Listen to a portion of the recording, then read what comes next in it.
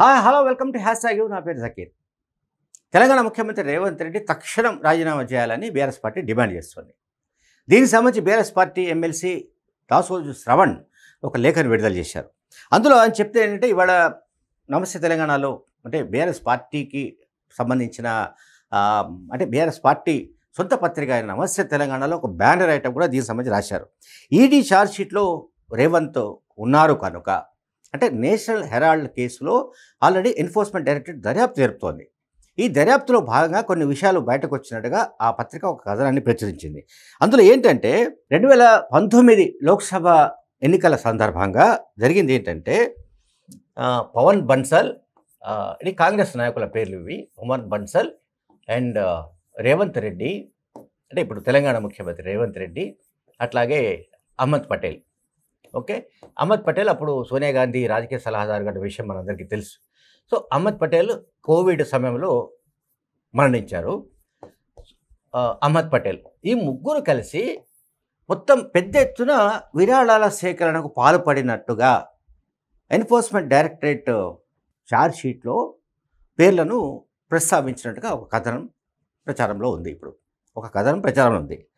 ఆ కథనం ప్రకారం ఏంటంటే రేవంత్ రెడ్డి కూడా చాలామందిని బెదిరించారని, అప్పుడు ఆ సంస్థ పేరు యంగ్ ఇండియన్ ప్రైవేట్ లిమిటెడ్ నుంచి అంటే ఆ సంస్థ పక్షాన కాంగ్రెస్ పార్టీ కోసం పెద్ద ఎత్తున విరాళాల సేకరణకు వీళ్ళు పూరుకున్నారు. ఒకవేళ విరాళాలు ఇవ్వకపోతే మీకు మీ వ్యాపార సంస్థలకు మీ ఇతరత్ర లావాదేవీలకు ఇబ్బంది కలుగుతుందని కూడా బెదిరించినట్టుగా ఆ ఛార్జ్షీట్లో మెన్షన్ చేసినట్టుగా చెప్తున్నారు. అట్లాగే దివంగత అహ్మద్ పటేల్ ఒత్తిడితో యంగ్ ఇండియన్కు 50 లక్షల రూపాయలు ఇచ్చినట్టు గుజరాత్కు చెందిన ఒక సంస్థ సంబంధించిన అధినేత విశ్వనాథ్ సింగ్ చౌహాన్ ఆరోపించాడు.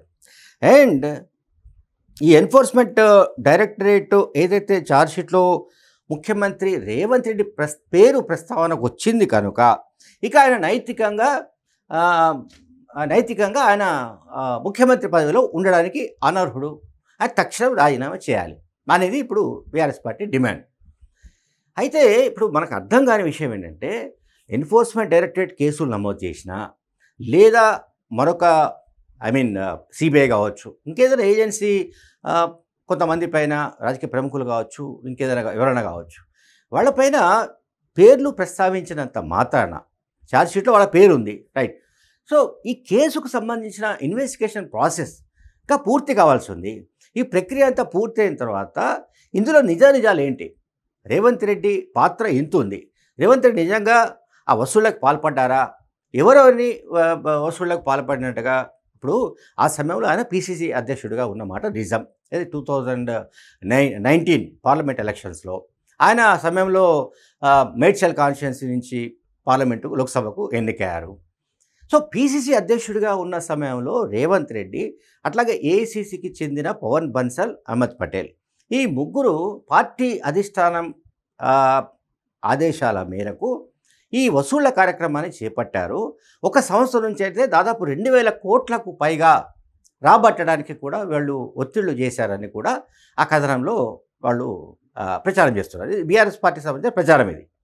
సో నిజాలన్నీ కూడా ముఖ్యమంత్రి రేవంత్ రెడ్డి, అట్లాగే కాంగ్రెస్ పార్టీ హైకమాండ్, ఇతర నాయకులు ప్రతిస్పందించే అవకాశం ఉంది.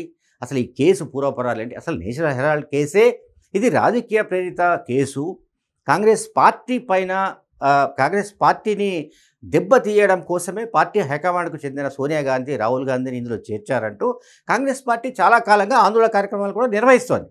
ఇప్పుడు ఈ తాజాగా ఏంటంటే ఈ నేషనల్ హెరాల్డ్ కేసు దర్యాప్తులో భాగంగా మళ్ళీ ఈ కేసులు వచ్చాయి.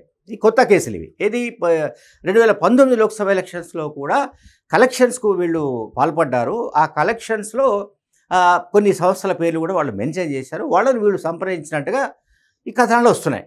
సో ఈ కథనాలలో ఉన్న నిజాల గురించి కాంగ్రెస్ పార్టీ స్పందించే అవకాశం ఉంది. ముఖ్యమంత్రి రేవంత్ రెడ్డి ఘాటుగా స్పందించే అవకాశాలు కనిపిస్తున్నాయి. అసలు ఎంత మేరకు ఇదంతా నిజం. అయితే ఈడీ ఛార్జ్షీట్లో లేదా మరొక సంస్థ ఇన్వెస్టిగేషన్ ఏజెన్సీ ఛార్జ్షీట్లో పేరు రాగానే అతను నేరస్తుడు అయిపోయినట్టు, అతను నైతికంగా కళంకితం అయిపోయినట్టు, ఇక అతను పదవికి అనర్హుడైనట్టు, అతనికి పరిపాలించడానికి వీలు లేనట్టుగా బీఆర్ఎస్ పార్టీ అప్పుడే ఒక కంక్లూజన్కి వచ్చేసింది. అంటే ఇప్పుడు బీఆర్ఎస్ పార్టీకి కావాల్సింది అర్జెంటుగా రేవంత్ రెడ్డి రాజీనామా చేయాలండి.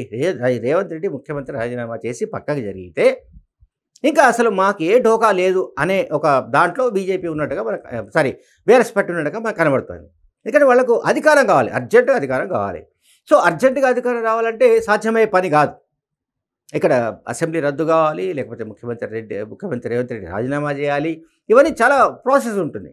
అంటే మధ్యంతర ఎన్నికలు రావాలి. అంటే బీఆర్ఎస్ పార్టీ కోరుకుంటున్నది ఏంటంటే ఏదో రకంగా మధ్యంతర ఎన్నికలు రావాలండి. రాష్ట్ర అసెంబ్లీని రద్దు చేసి అసెంబ్లీ ఎన్నికలకు వెళితే మొత్తం ప్రజలు ఇప్పుడు ఎక్కడెక్కడ పోలింగ్ బూతులు ఉన్నాయా బాబు, మేము పోయి బీఆర్ఎస్ పార్టీ ఓటేయాలి, కారు గుర్తుకు ఓటేయాలని ప్రజలంతా ఇప్పటికే తిరుగుతున్నారు. గ్రామాల్లో పోలింగ్ బూతుల కోసం వాళ్ళు ఎదురు చూస్తున్నారు. కనుక మేము అధికారంలోకి రావాల్సిందే. తెలంగాణ వచ్చిందే మా కోసం, తెలంగాణ రాష్ట్రాన్ని తెచ్చింది మేమే కనుక మేమే పరిపాలించాలి. మధ్యలో కాంగ్రెస్ పార్టీ ఏమిటి, మరొక బీజేపీ ఏమిటి, మరొక పార్టీ ఏమిటి అనే ఒక అభిప్రాయంతో బీఆర్ఎస్ పార్టీ ఈ రకమైన డిమాండ్ చేస్తున్నట్టుగా కనబడుతోంది. Thank you very much.